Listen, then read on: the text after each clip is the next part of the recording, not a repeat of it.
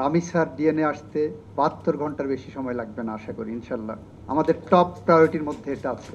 সাধারণ জনগণ, দেশে বিদেশে মানুষ এই বিচার শেষ করতে যতটা প্রত্যাশা করে, আমরা আশা করি সেই প্রত্যাশা পূরণ করতে আমরা সক্ষম হব। প্রশ্ন এসেছে, সেটা হলো রামিসা হত্যা মামলায় চার্জশিট কবে প্রদান করা হবে। একটা বিচার যত দ্রুত সম্ভব শেষ করা আমরা তার মধ্যেই করব। আমাদের সামনে একটা উদাহরণ হিসাবে আছে মাগুরার আসিয়ার মামলা। ১ মাসের মধ্যেই মনে হয় শেষ করা সম্ভব হয়েছিল, ৩ মাস লেগেছিল। আমরা আশা করি অতদিন লাগার কথা না। 1848 সালে মুল্লুক চাঁদের মামলা, সেই মামলায় একদিনে বিচার শেষ হয়েছিল। বিচার শেষ করতে একদিন সময় লেগেছিল। এই ধরনের মামলায় DNA is a very important piece of evidence. আমার যেখানে ডিএনএ করার সুযোগ আছে, আমরা সেখানে কেন করব না। রামি স্যার ডিএনএ আসতে ৭২ ঘন্টার বেশি সময় লাগবে না আশা করি ইনশাল্লাহ। আমাদের টপ প্রায়োরিটির মধ্যে এটা আছে।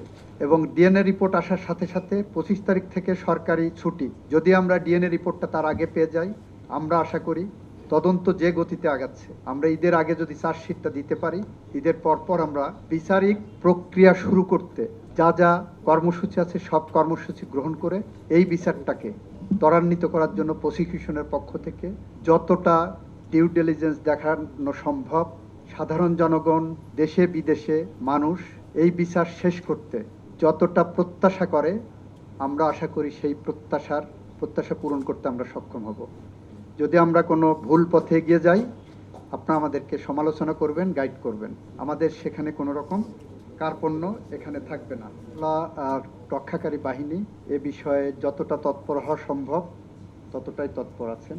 এটা আমাদের সামাজিক অবক্ষয়ের অংশ।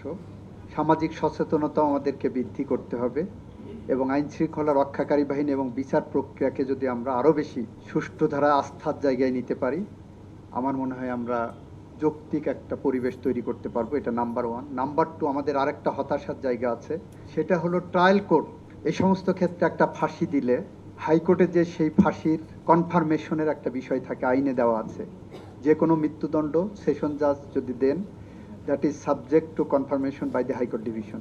তো সেই ক্ষেত্রে হাইকোর্ট ডিভিশন যদি কনফার্মেশন দিতে বছরের পর বছর লাগান, সঙ্গত কারণে সেখানে সময়টা লাগে পেপার বুক রেডি হতে। তো এই জায়গাগুলো আমরা খতিয়ে দেখছি, দেরির জায়গাটা কিভাবে সমাধান করা যায়। এটা সুপ্রিম কোর্টের এখতিয়ার। আমরা সুপ্রিম কোর্টের সাথে এই বিষয়ে কথা বলবো যে এইসব ক্ষেত্রে শুধুমাত্র না, এই ফাঁসির আসামিদের ক্ষেত্রে কতটা সংক্ষিপ্ত সময়ের মধ্যে আমাদের পেপার বুক রেডি করে মামলা নিষ্পত্তি করা যায়, সেই জায়গাও করব।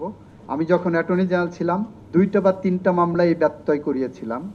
Special permission honourable chief justice দিয়েছিলেন। তার একটি ছিল মেজর সিনহা হত্যা মামলা, আরেকটি ছিল সম্ভবত আবরার ফাহাদ হত্যা মামলা। এই 2টা মামলা নৃশংস হত্যাকাণ্ড। যদি স্বাভাবিক গতিতে পেপার বুক রেডি হতো, এটা হয়তো আরও 5-6 বছরের আগে সম্ভব হতো না। যে কারণে আমরা স্পেশাল পারমিশন নিয়ে আমরা এটা করার চেষ্টা করেছিলাম।